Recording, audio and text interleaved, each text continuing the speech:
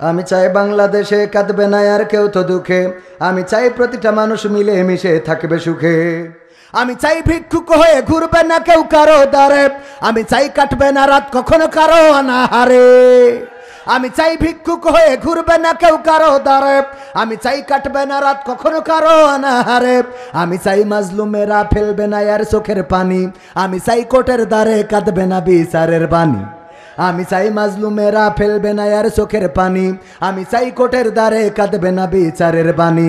আমি চাই বাংলাদেশে কাঁদবে না আর কেউ তো দুঃখে, আমি চাই প্রতিটা মানুষ মিলে মিশে থাকবে সুখী।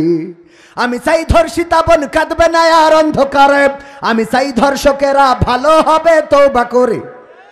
আমি চাই ধর্ষিতা বোন কাঁদবে না আর অন্ধকারে, আমি চাই ধর্ষকেরা ভালো হবে তওবা করে।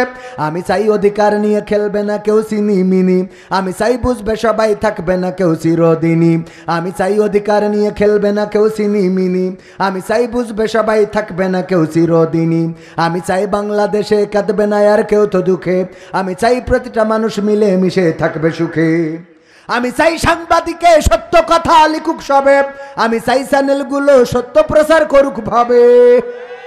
চান আপনারা? কারা কারা চান একটু হাত উঁচু করেন দিন, এবার বলেন দিন যে ঠিক। আচ্ছা তাহলে আগে তো আপনারা সবাই বলেননি, তাহলে কিরম লাগে? ইয়া তো বলছি তা কথা কথা ভারতে গেলাম আজ করতে, তা বলছি কি আপনি একটু কাছে আসেন। না না আরেকজন পরে ঢুকে হ্যাঁ আসবে না, সবাই না আসলেই হবে, সবাই আসলে আলহামদুলিল্লাহ ভালো লাগবে। একটু কাছে থাকলে ভালো লাগে, এত ফাঁকা ফাঁকা থাকবেন কেন? এবার একটা ভাল লাগবে না, শরীরের মধ্যে একটু একটু সাহস পাচ্ছি। মাঝে মাঝে বোঝো তো বাজার না, এখন সময়টা খারাপ, হ্যাঁ বুঝতে হবে।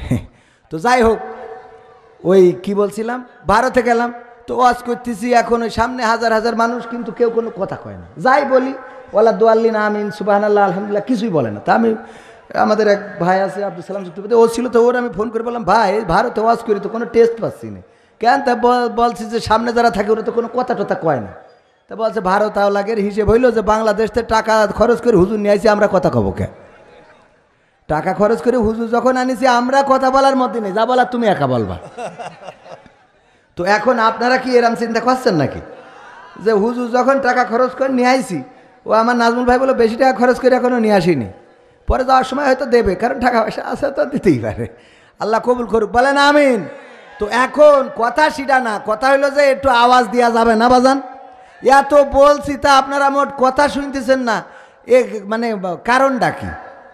আমার পরে আপনাদের রাগ আছে কোনো? আমি কি আপনাদের বিরোধী দল করি? আমি বাংলাদেশ জাতীয়তাবাদী আওয়ামী জামাত ইসলামের লিডার।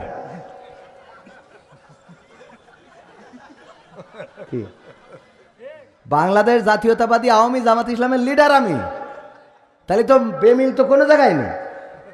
এরপরেও আপনাদের এত সমস্যা কোন জায়গায়? একটু আওয়াজ দেওয়া যাবে তো?